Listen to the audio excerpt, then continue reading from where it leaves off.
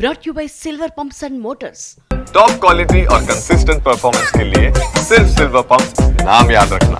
నటనకి కోట ఆయన ప్రముఖ నటుడు కోటా శ్రీనివాసరావు కన్నుమూశారు.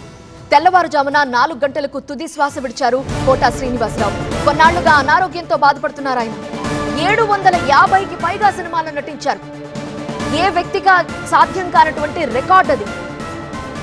షూటింగ్ నుంచి మరో షూటింగ్ కి, ఒక సినిమా నుంచి ఇంకో సినిమాకి నిద్ర లేకుండా జర్నీలు చేసిన సందర్భాలున్నాయని బాబు మోహన్ గుర్తు చేసుకున్నారు. వాళ్ళిద్దరి కాంబినేషన్ చాలా హిట్. వాళ్ళిద్దరూ కలిసి 60 సినిమాలు చేశారు. 4 దశాబ్దాల సినీ ప్రయాణంలో ఎన్నో విలక్షణమైన పాత్రలు పోషించారు కోటా శ్రీనివాసరావు మృతిపై సినీ ప్రముఖులు సంతాపం చెప్తున్నారు. కమీడియన్ గా, విలన్ గా ఏ పాత్రకైనా జీవం పోశారు కోటా శ్రీనివాసరావు.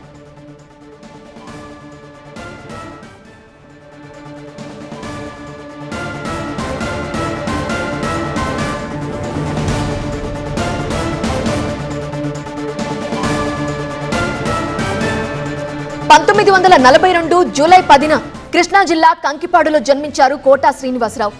బాల్యం నుండే కోటాకి నాటకాలంటే చాలా ఆసక్తి. సినిమాల్లోకి రాకముందు స్టేట్ బ్యాంక్ లో పనిచేశారు. 1968లో రుక్మిణితో వివాహం జరిగింది. కోటాకి 2 కూతుళ్లు, 1 కొడుకు. అయితే 2010 జూన్ 21న రోడ్డు ప్రమాదంలో కోటా కుమారుడు ప్రసాద్ చనిపోయారు. అతని పేరుతోనే ఒక ట్రస్ట్ ఏర్పాటు చేశారు కోటా. విజయవాడ తూర్పు నియోజకవర్గం నుండి శాసనసభకు ఎన్నికయ్యారాయన. 2015లో పద్మశ్రీ పురస్కారాన్ని అందుకున్నారు. 9 నంది అవార్డులు అందుకున్నారు.